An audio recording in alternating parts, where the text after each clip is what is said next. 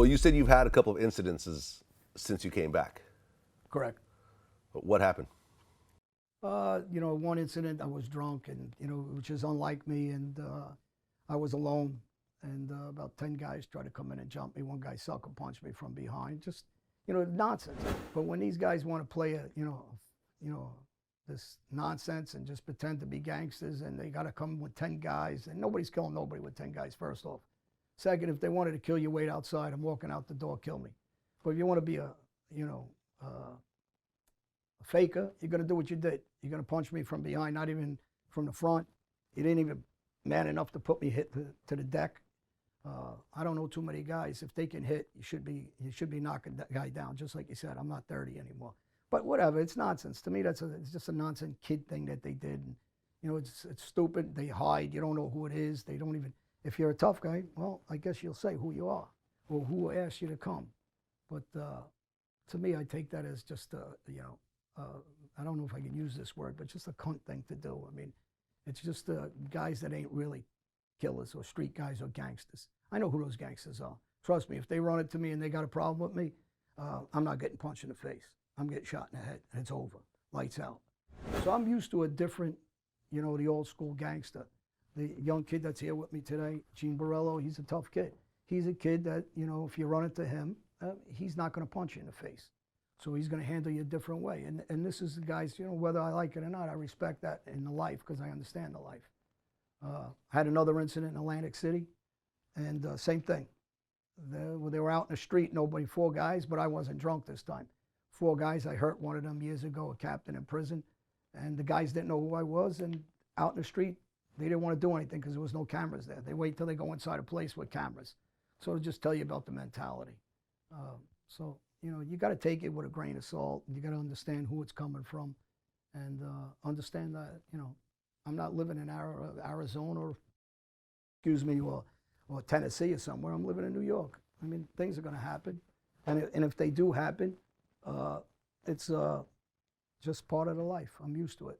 But getting punched is back to when I was 3 years old. So that's not something I'm too concerned about. My kids are in good shape. They're tough kids. They're nice kids, and I want them to stay that way. You don't get paid to go fight in the street. If they want to fight, I tell them all the time. I got good friends of mine. Prince Badi was a pro fighter. Bobby Ches, my friend, was an ex-pro fighter. Denny Brown that runs a gym in Camden. I'm down at the gym all the time with these guys, and my kids want to fight. Go in the gym and fight. Fight every day. I tell every kid this. You're not winning, and you ain't getting any money for fighting in the street. Me and you get into a fight, and you punch me in the mouth. You're going to make any money at the end of that? So, why do it? Be a gentleman, go enjoy your life, and don't follow what we follow because it's misery. As much as I don't care for Gotti, I mean, he's got to abdicate and say, hey, this is not a life anybody wants. I lost my father the way I did. I don't want my kids in this life. And that's the only thing he should advocate. He doesn't have to like me ever. I'm never going to like him either, probably, unless he changes and starts advocating for kids. Maybe I'll have a little more respect. But let's do something for kids. Well, when you were in your heyday, we're talking about the 80s. There was no internet. Nobody had a camera phone in their pocket. There were not cameras everywhere you went. You could go into, you could walk down the street in New York, shoot somebody and run away, and then that's it. If no one wants to testify or if no one saw you, that's the end of the story. But in 2020, they could triangulate your phone. They have cameras everywhere. I remember this one time I was driving into Lincoln Tunnel, and I was showing somebody a video camera, and a cop pulled up next to me and said, turn off the video camera. They really could look into cars and know exactly what you're doing. Is it possible to be a gangster in 2020 and get away with it like you did? No, you can only be an imbecile to be in the street these days. Honestly, you watch TV every day, and I'm just talking about regular crime every day on the news. Watch. These guys walk around cheesing to the camera as if there's no camera there committing crimes. I mean, what do they I don't know what they could be thinking, because there's a camera on every corner, like you said. There's a camera at people's front doors, on their steps, somewhere hidden, somewhere there's cameras in people's hand. There's GPS, there's Easy Pass. They'll triangulate everything you're doing. You're not getting away with anything.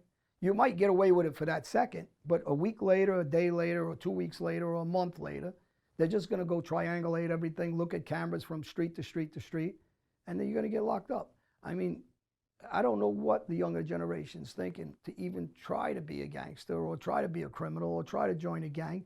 It's only one way. You're going to go to jail, and you're going to stay there depending on what the crime was from a short period to a very long period. But if you stay in that lifestyle, you're going to have problems. That's why one of the biggest things now I'm talking about with Second Chance program is these guys that are in prison, that if you have a felony, they should be able to get jobs, come out and get a new life. They already did their time. Help them to not go back to crime. Let them get jobs wherever they want. That felony shouldn't be used against them. Because if you're trying to stop crime, you got to give people access to make money. You don't have to be a criminal to make money. And if you are stupid enough to be a criminal to make money, you're going to get caught. And it's very simple. It's just what you said. This is 2020. Well, is the mafia still around in 2020? It's around, but you know, in my opinion, people say it's smart that they're not hurting people the same way. Well, you're not going to hurt people the same way because you're going to get caught. But if you can't make them fear you, then why are they going to listen to you? So if you're not hurting guys and killing guys, and I'm not saying I'm advocating for people to get killed, but just, if there is no consequences, people won't follow.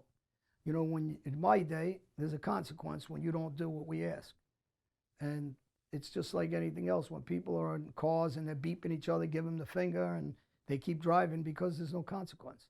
But if there was a consequence, nobody put that finger up. And sometimes, same thing parenting kids. It's hard to parent them without using, in my opinion, without using any kind of, and I'm not saying beat them, but being able to touch them in any which way. I don't know. I mean, you got to second guess some of the things, why is things out of control the way the world's changed? How do you stop the violence? How do you stop and get kids to listen, not to join these, the mob or crews or gangs or streets? I mean, it's a talk that I think with Second Chance is very important. That's why I said if you can give some of these kids an opportunity at life, maybe kids wouldn't go into the street.